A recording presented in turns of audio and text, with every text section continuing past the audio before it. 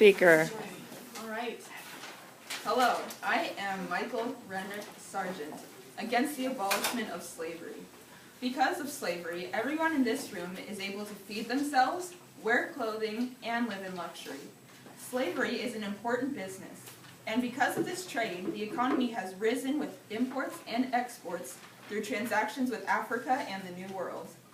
And if we were to abolish slavery, not only will our economy drop, but so will the economy of many other countries.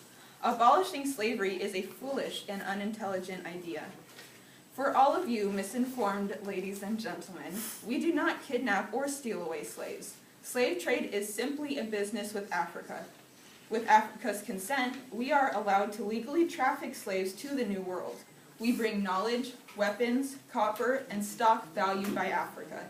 In return, Africa gives us slaves to ship. In fact, Nicholas Owens stated, quote, "Some people may think a scruple of conscience in the above trade, but it's very seldom minded by our European merchants." Slave trade is an essential and perfectly legal business with good effects for both Africa and England. It is mutually beneficial for the well-being of England, Africa, and additionally, the New World. The triangular slave trade across the Atlantic Ocean plays a major role in the growth of our economy. Abolishing slavery would be catastrophic.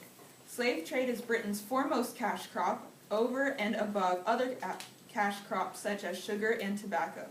By supplying the West Indies with our goods and slaves, we, in turn, will remain strong and powerful. This purchased labor is necessary to work our plantations. Why would we abolish slavery when workers are in such high demand? Any and all arguments saying we should abolish this business are invalid, for the Atlantic slave trade has aided countless numbers of people. Our city flourishes, mansions are built, and banks and other various industries are being established right now. The greatest negative impact if slavery was abolished would be the effect it had on countries relying on each other through trade.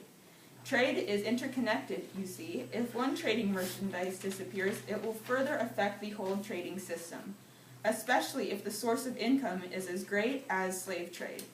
If there are no slaves to ship off to the New World will not be able to manufacture large amounts of merchandise. This merchandise is supposed to be shipped over to England.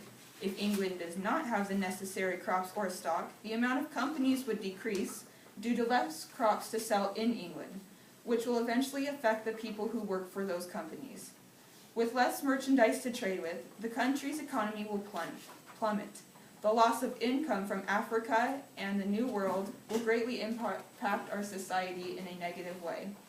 All in all, abolishing slavery is neither logical nor reasonable. We are not the only ones that benefit off this trade. Africa, the New World, and England's economy are supported by this smart, triangular trading system. Slave trade plays an essential role in the economy of our government, and we need it to continue to thrive. Therefore, I am against the abolishment of slavery.